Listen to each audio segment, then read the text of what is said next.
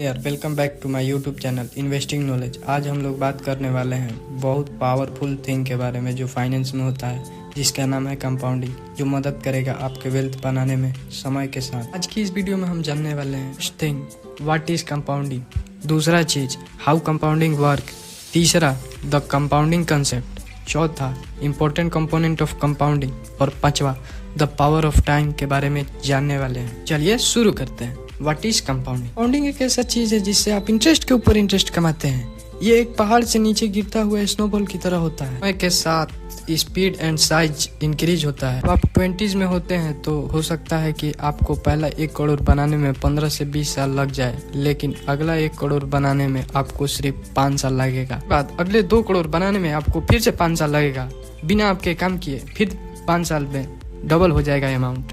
सब होगा power of compounding की मदद से, जो आज मैं डिटेल में बताने वाला हूँ। लोग का 1 करोड़ कैसे जमा करे, ये मोस्ट कॉमन क्वेश्चन है। तो इसके लिए एक रूल है 15-15-15। इसका मतलब यह है 15% के रिटर्न से 15,000 रुपया मंथली डालना है और 15 साल के लिए डालना है।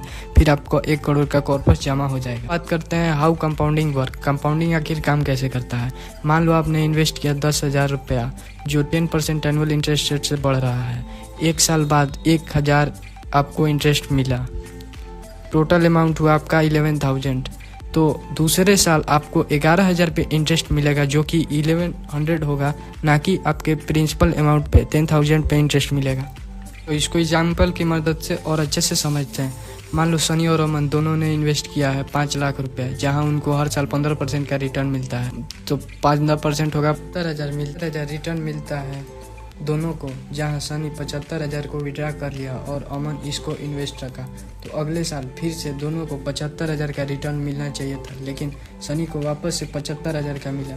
लेकिन अमन को इस साल 75,000 की जगह पे 86,250 RS मिला, जो कि 5,75,000 का 15% होता है। को यहाँ तक कैलकुलेशन आसान लग रहा होगा और आपको ये भी पता है कि इस छोटे से अमाउंट से अमीर तो नहीं बन गए हो, इसलिए आपके फ्रेंड मजाक उड़ा रहे हैं। अमन द पावर ऑफ कंपाउंडिंग के बारे में जानता है, इसलिए वो बिल्कुल चुपचाप रहता है। थोड़ा फास्ट फॉरवर्ड करते हैं आफ्टर 10 ईयर। अमन का टोटल बैलेंस होगा 20 लाख से ज़्यादा, और एक तरफ सनी को अभी भी हर साल 75,000 मिल रहा है और अमन को अब 2,63,841 रुपये हर मंथ मिल रहा है। दूसरी तरफ दोनों का इन्वेस्टमेंट अमाउंट सेम था और रेट ऑफ रिटर्न भी सेम था और इन्वेस्टेड टाइम भी सेम था। दोनों में इतना डिफरेंस क्यों आया?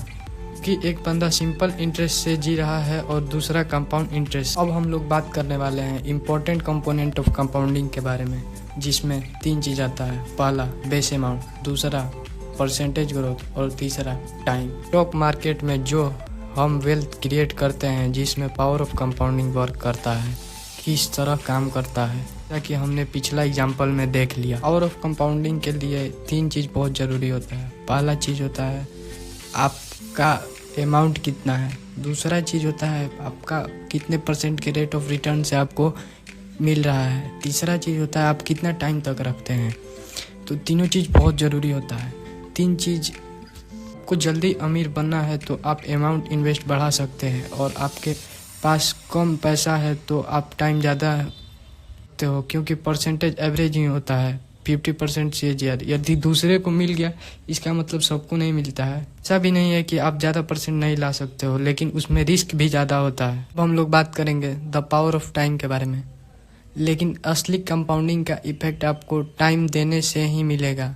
जब आप जल्दी इन्वेस्ट करते हो, जितना ज़्यादा टाइम मिलता है मनी ग्रो होने के लिए, भले ही वो छोटा अमाउंट क्यों ना हो, और consistent investment can add over time. लगातार इन्वेस्टमेंट करते रहिए अपने डिसिप्लिन के साथ, वो बहुत है।